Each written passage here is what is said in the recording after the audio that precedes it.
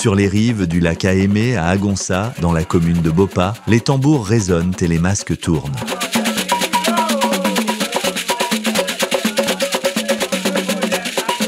Ce mardi 21 octobre 2025, la divinité Zangbeto sort des couvents pour une mission sacrée, protéger la mangrove, ce joyau écologique menacé par les activités humaines.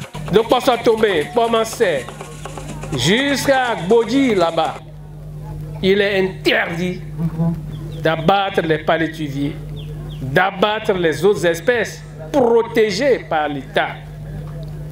Donc je voudrais vous exhorter à le faire. Sinon, la tradition est là, avec la sacralisation que nous allons faire tout à l'heure, et aussi l'État avec ses lois.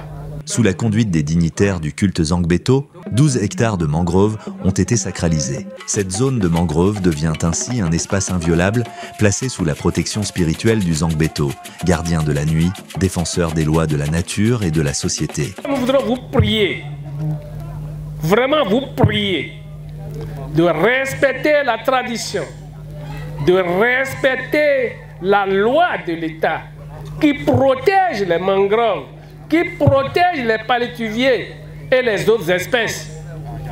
Et vous verrez que bientôt, nos eaux seront poissonneuses.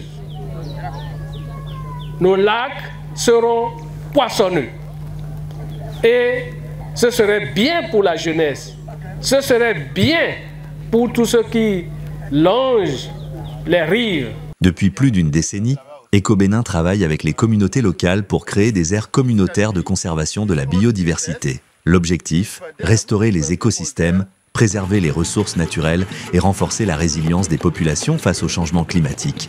Pour gérer les aires protégées, il faut des règles, il faut une boussole, il faut un plan d'action.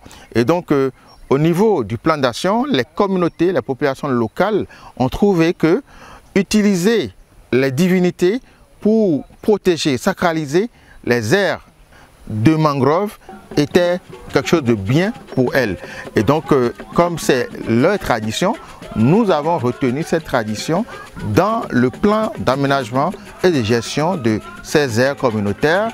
Et c'est ce qui se développe aujourd'hui. Donc, depuis maintenant une dizaine d'années, chaque année, les communautés retiennent des aires de mangrove qu'elles vont sacraliser compte tenu de l'importance de ces aires-là pour les populations actuelles, mais aussi pour les populations futures. En associant les valeurs culturelles au savoir scientifique, Ecobénin et ses partenaires montrent qu'une autre forme de conservation est possible.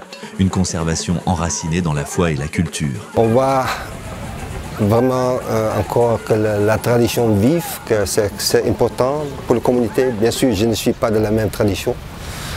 Donc, mais je ne vois pas ça seulement comme un spectacle. Pour moi, je respecte aussi la tradition qu'il y a en arrière. Prendre en compte cette tradition dans les activités comme la protection de mangrove, c'est une très bonne chose. C'est très respecté par la population. C'était aussi unique parce que je pense qu'on ne fait pas ça trop dans les autres pays. Je connais un peu le pays dans l'Afrique de l'Ouest, mais je pense que cette tradition, c'est encore très fort au Bénin. Et c'est quelque chose sur lequel il faut être aussi très très fier. Cette cérémonie de sacralisation s'inscrit dans le cadre du projet intitulé « Renforcer la résilience des systèmes humains et naturels au changement climatique à travers la conservation et l'utilisation durable des écosystèmes de mangroves dans le sud du Bénin ». Un projet financé par le Fonds pour l'environnement mondial et la FAO et mis en œuvre par le ministère du cadre de vie et des transports, la Direction générale des eaux, forêts et chasse avec l'appui technique de l'ONG Ecobénin.